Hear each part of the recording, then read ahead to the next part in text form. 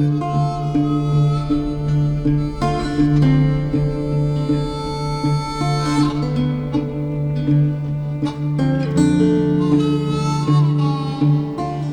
depend on friends like Wade to come up with interesting things to do. They seem to be the visionary people, and I'm like, oh yeah, that sounds fun. Let's go do that. Last summer we did a big link up where we climbed the Naked Edge first and third flat iron, and then went up, did the casual route, and then biked back to Eldo in like 18 hours or 19 hours. What a way to end a ride. Yeah, it's the borderline phrase of calling it suffering. It's just self-inflicted fun in the mountains.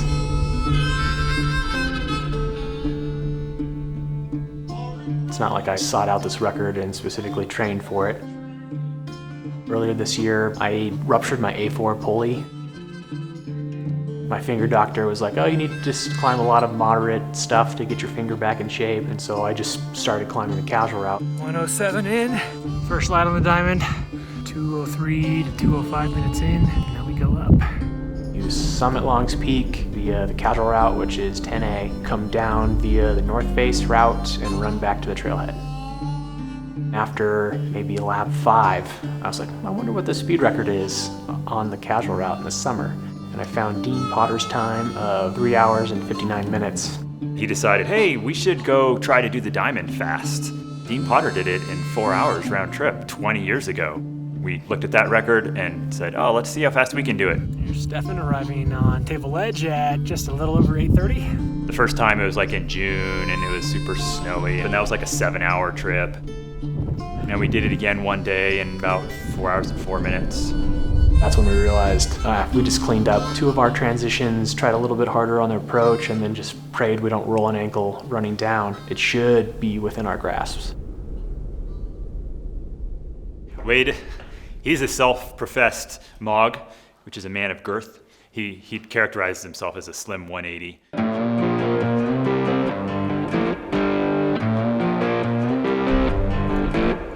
Stefan in a previous life was fast. He still is very fast. He used to hold the record for the first flat iron. He still holds the record for the first and third combined. He was always someone I looked up to. Like, oh, I'm never gonna be that fit or that fast. Where we started really climbing a lot was probably on the Naked Edge in El Dorado Canyon here in Boulder. The early morning in Eldo, you'll see it's a pretty strong community of climbers who get up before work, try to get in as many pitches as they can. When I met him, I hadn't even climbed the Naked Edge yet. My first lap up, I think I did it in 3 hours and 30 minutes bridge to bridge. And so then I started following him. My time quickly went down to under an hour. Boulder just is like recreation wonderland if you're a climber. You've got literally in town the flat irons. 5-6 scrambles, the best beginner multi-pitch routes in the solar system. Also the trails are world-class running trails. As far as like any multi-sport that involves climbing, Boulder is like the crucible of places that you can think of to go. The whole multi-sport thing really has a pretty strong history in Boulder. It breeds insanely fit people who do really fun things. It's competitive, but it's not serious. First flat iron happy hour.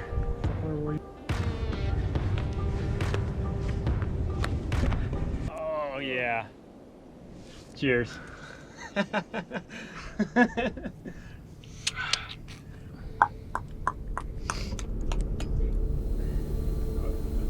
There's Longs.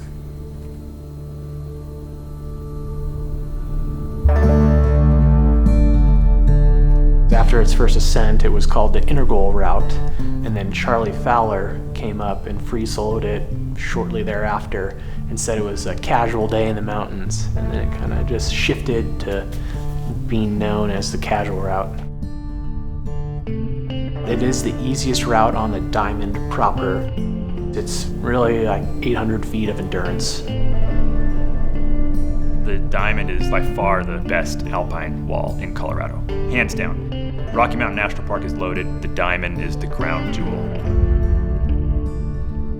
There's easy routes like the casual route, and then there's 514 minuses. It is just stacked with routes. It's just one of those places that you never get sick of. Speed records, or FKTs if they come to be known now, fastest known time. In Yosemite in California, the speed records are usually bottom of the route to the top of the route. In Colorado, for whatever reason, it's round trip times relative to trailhead. It gives a big advantage to people like me and Wade, who are like, we're not really runners, but we run. We probably identify both more as climbers, even though we're not high-end climbers. But if you do both pretty well, you accomplish something that maybe a strict runner or a strict climber might not be able to.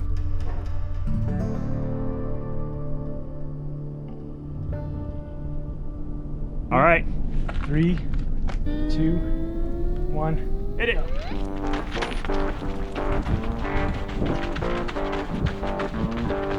It starts out with redlining from the parking lot, hiking uphill for about an hour and a half. Solo through the North Chimney, and then that's where we have our first transition. Wade and Stefan are making the transition. So far, I think they are on point for their time. He takes off, I tie into the rope, and I don't stop climbing until I'm on top of the diamond.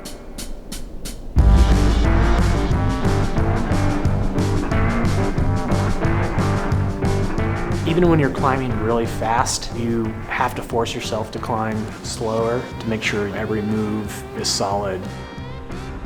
You always need to have at least 2 pieces of gear, and both of them have to be absolutely bomber, because if something does happen, you're already looking at a huge fall. Really, both of us go into it with a solo mindset of, you know, I do have a rope, but I can't fall. So here's the rack we brought on the casual route. Really just a single set of 0 friends with an extra 0.4. Someone who's climbing the casual route, they're probably bringing 14 cams, but they're also doing it in 6 or 7 pitches, and we climb it in 1. It's the best one pitch on the diamond.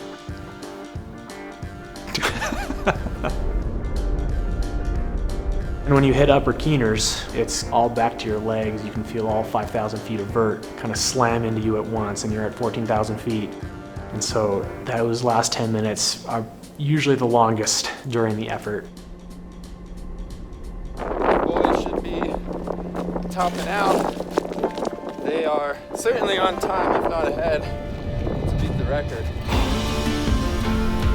I believe we summited Longs in 2:57. We both can descend in less than an hour. And as long as we executed the downhill, we pretty much had the record. It's just a barrage downhill. Just caught him from behind a little bit.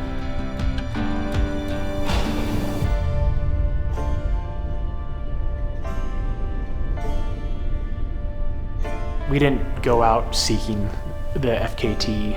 We just wanted to have fun on the diamond.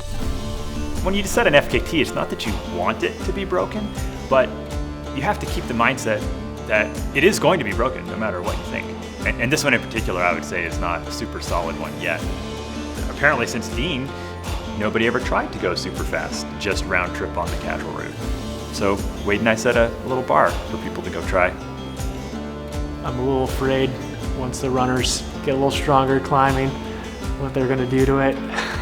But that just means I gotta be a better runner. Find something that you're passionate about and get to know it really well. And the time progression just comes with having fun and doing it a lot.